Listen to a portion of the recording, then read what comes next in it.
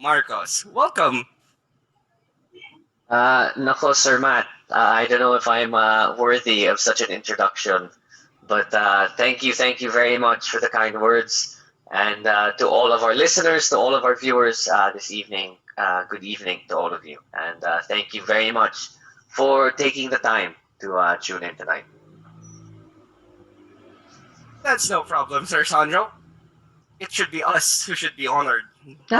You grace our presence because of your social media fan base, actually. Pati na nga ako nagugulat eh. Okay, so let's get on with the interview. May I ask Mitch to ask the first question? Good evening, everyone. Good evening, Mr. Marcos. Good evening, sir. This has been a long time coming. There's been a lot of rumors before. Will you or won't you? And now you finally did. So, what made you decide to go into politics? Um, well, I've always said that given who I am and the family that I am from, it has always been incumbent of me to have an inclination towards going into politics because of my upbringing. I was exposed to it at a very young age. But I think what's important is to make the differentiation that my family members, well, those such as my father and Senator Amy and Gov Mac, of course, are not politicians first, but public servants, and there must be a differentiation made between those two definitions. And I always considered them to be public servants first, and I always consider myself now to be a public servant as well.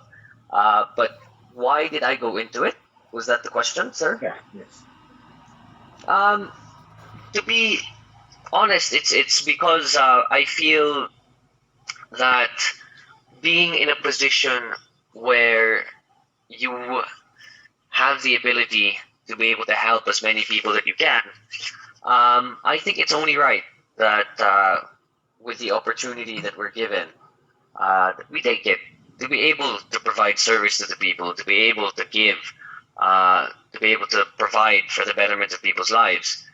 Especially at a time like this when the pandemic is ravaging not just our country but the world, it is very important that we have as many hands on deck as possible to be able to help our fellow countrymen, our fellow province, our fellow kailian, and that is one of the main reasons why.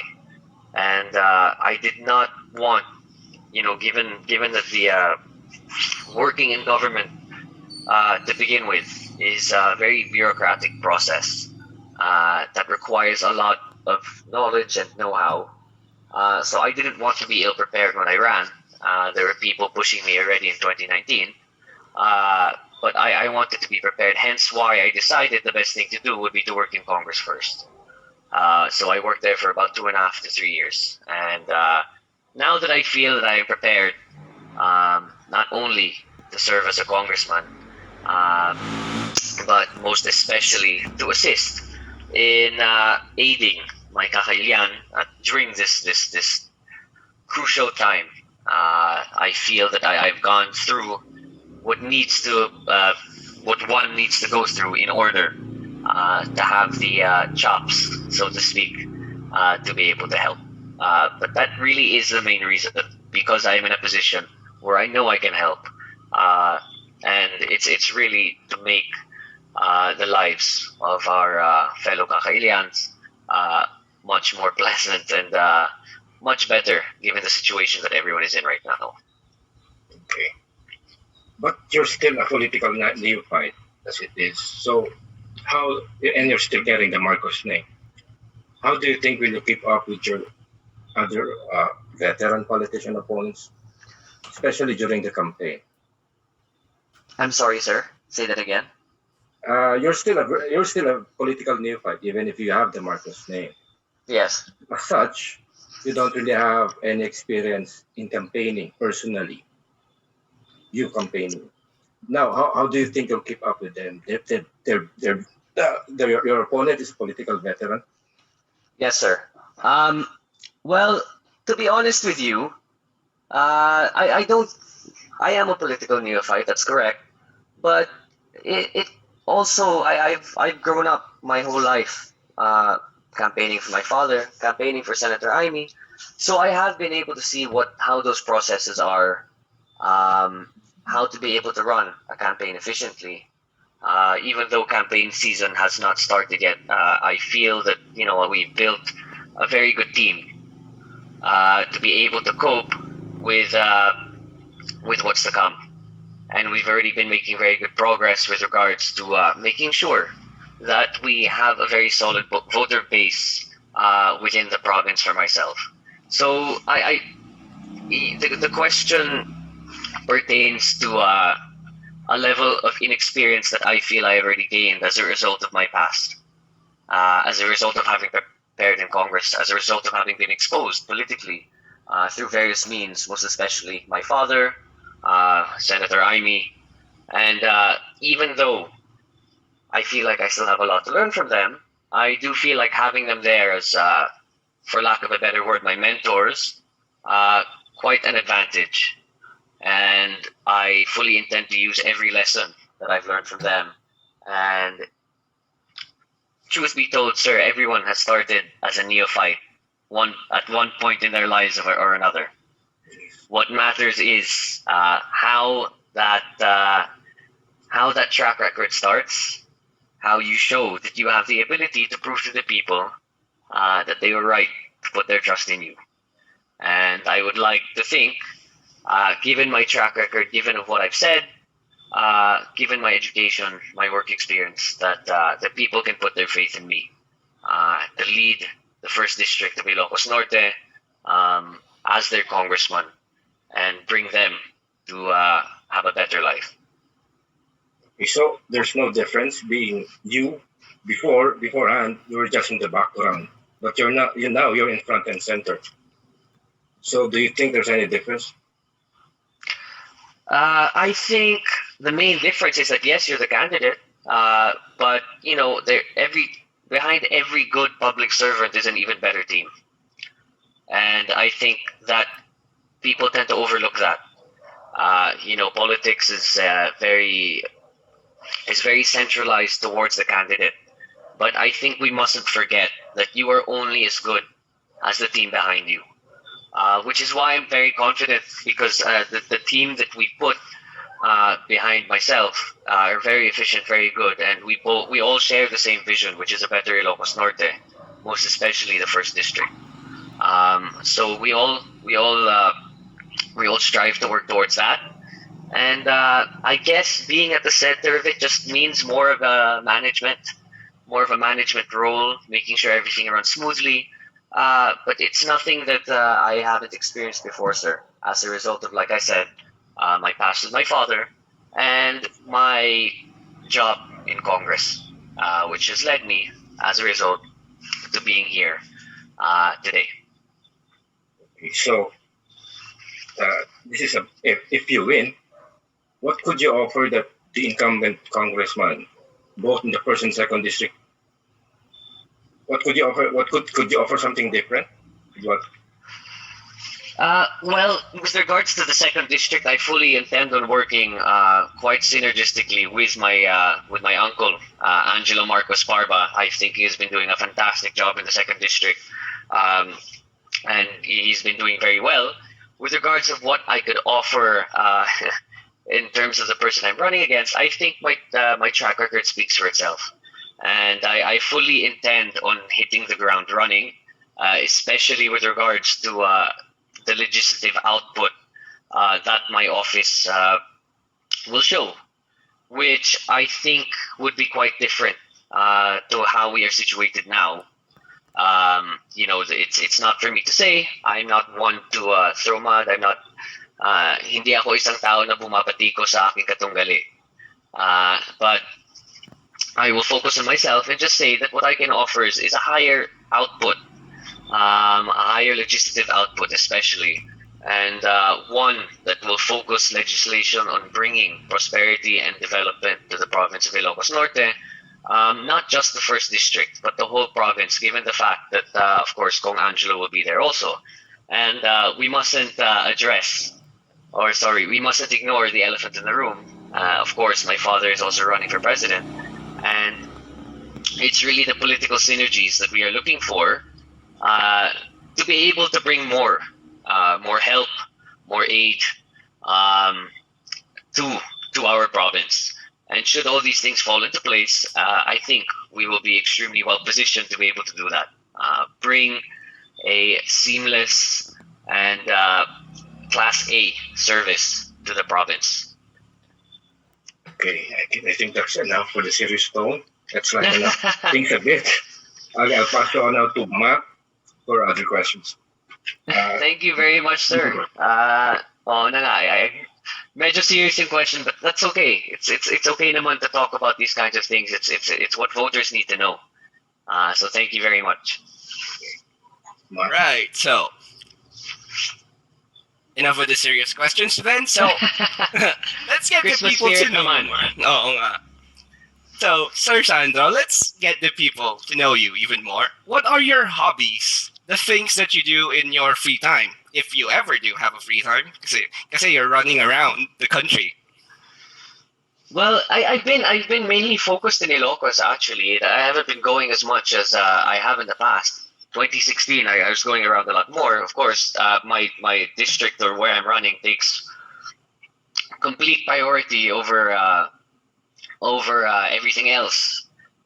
To the disappointment of many social media fans, I apologize, but it's really the case that I have to focus on Ilocos, and that's what I want to do anyway. But what do I do in my free time? I enjoy music. I read a lot. I enjoy reading and just spending time with my family.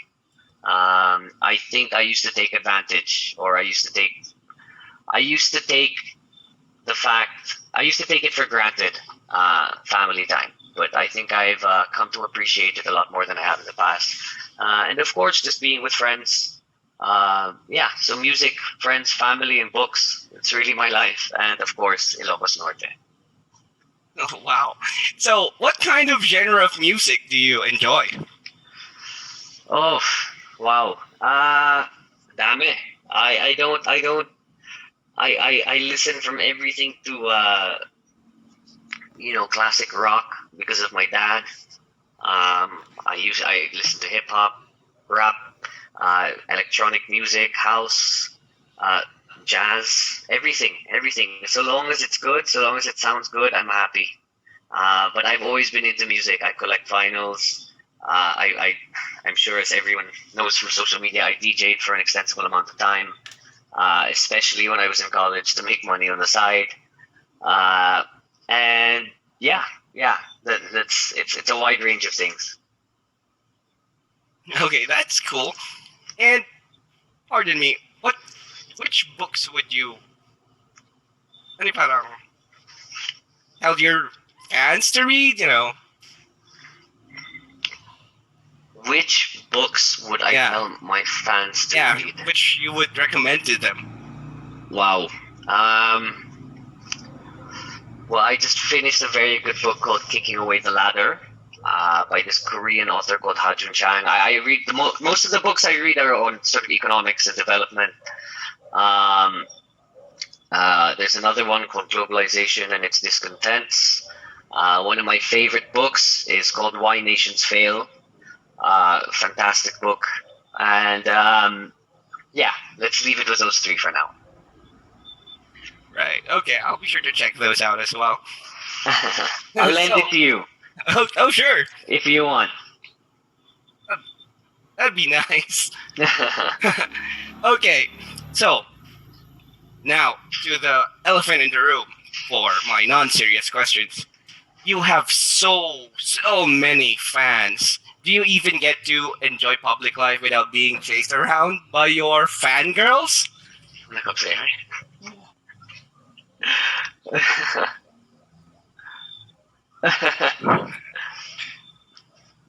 Sorry, my dad just came into the room. Oh yeah, he graced us with his presence. That was Anyway, please carry on. I'm sorry. I apologize for my dad. it's all right. Sorry to interrupt. Merry Christmas. I'm sorry. What was the question? Oh yeah, so you have so many fans, like a lot. There's a lot of them. Yeah, I do. Do you even get I to don't know. enjoy public life? It's still weird for me to to think of it that way. Do I get to enjoy public life? I don't. I don't. I don't approach life any differently than I have in the past. I don't. I've never felt the need to. I'm always appreciative of any type of support, wherever it may come from. But am I able to live a public? Yes, yeah, I do. I think I am able to enjoy it to the extent that I do, at least much more than my father does now. But with regards to, I mean, having all those fans on social media, yeah, I mean, I just going into public life, I knew this was going to happen and I knew what to expect. So it never came as a shock to me. And I guess as a result of my dad, I've been more averse to handling it. I just, I'm very appreciative of everyone's support. I just ask, I guess, there's a very small contingent of people who support me. I just ask that, it's gotten to the point sometimes where, medyo di naman nakakahiya, pero nakakagulat na, they message all my friends or they follow all my friends kung saan, kung ano sinasabi nila. Any of my friends who's a girl, kahit kaibigan ko lang, binabash nila.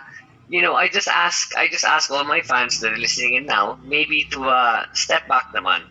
And I don't mind, I don't mind the publicity for myself, but maybe naman respect the privacy of those who wish to be respected. But that's the only, I guess that's the only thing that I'd ask. But besides that, of course, I'm very thankful. I'm very thankful of their support.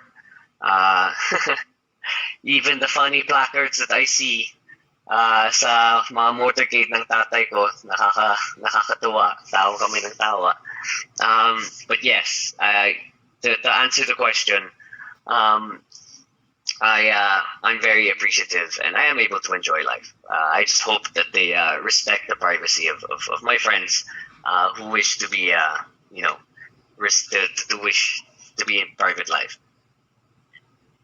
Oh yeah, because ever since we posted the teaser this morning, as I said earlier, ang daming nag-message. Like literally, they're asking for shout outs. I mean, there's really so much people messaging us. Well, that's okay. I don't mind that because this is a public forum. It's just more people whose lives would rather be kept private. I mean, I consider myself, or it's weird to say, but I guess I am sort of being in politics, being a public servant. You become a public figure, so I'm totally okay with that, especially in a public forum such as this. Bakit? Sino ba gusto dyan ng shoutout? Do we have any? Yeah, we have a lot. You have your Sandro Natics and your Sandro Babies. Let's pick three. Okay, let's pick three. Let me check the comment section.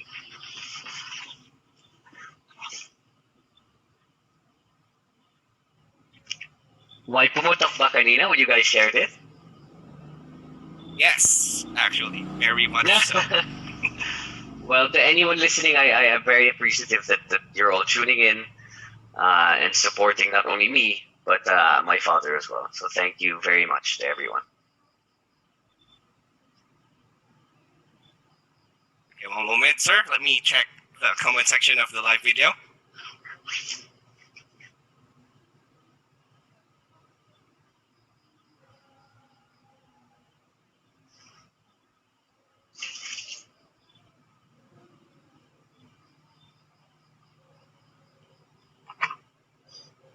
Let me help you out. Okay. Solid Sandro fans from Bindar, from Pagudput, Bacara, Banggi, and Borgo. There are just so many names. I don't think you can name them all.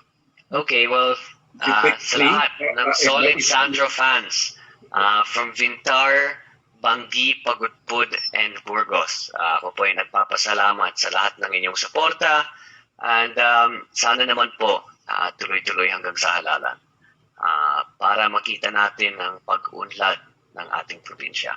Diyos unay tiyag na po. Okay, thank you, Mr. Marcos. Sandro. Thank you. Sandro na lang. Tonight. Nakakahiya yung Mr. Marcos, sir. Yeah, I think it will be for your father. Anyway, I hope we'll have another round like this soon. Sir, anytime. Anytime you guys want. Nandito lang ako para sa inyo. And anytime. I am more than happy kahit weekly, kahit everyday. I am more than happy. Masaya naman kayong kasama eh. Wag So, mong sabihin weekly, baka hintayin nila yan. I really don't mind, huh? Yeah. I'm happy. I'm happy to do weekly interviews, especially with the Ilocos Times. You guys are such a revered publication. You do such a good job. So I would like, of course, before this interview ends, to congratulate you all on all your good work and thank you. So please keep at it and tuloy-tuloy lang. Yeah, just one more thing. Can you also now greet? We have at least more than 5,000 viewers right now. 5,000? Yeah, more than 5,000. Wow. Well, sa lahat, to all the 5,000 viewers that tuned in tonight, thank you so much. Wow. Wala akong masabi. But thank you. Thank you to all the 5,000 viewers that tuned in tonight. Thank you so much for your support. It means a lot. And I wish you all a Merry, Merry, Merry Christmas. Sana makuha nyo yung gift na gustuhan nyo. And I hope you have a restful holiday ahead. Lahat tayo kailangan mag-break ng konti. Because come Jan 2022, it's going to be back to even harder work than 2021. So I wish all of you a Merry Christmas. Okay, again, thank you, Sandro, and yeah, we're looking forward to doing this again. Thank you again, sir. To both of you, then Merry Christmas. Yeah, Merry Christmas too. At Sir Matt, if you really want those books, I can lend it to you. Sure, why not? Okay. I guess that's our time for tonight. So thank you, Mr. Sandro Marcos, for taking the time off your very busy schedule to do this little interview with us. Anything for you guys. Thank you so much. And once again, to all the viewers, mag-ingat kayo lagi. At maraming salamat sa suporta. All right, and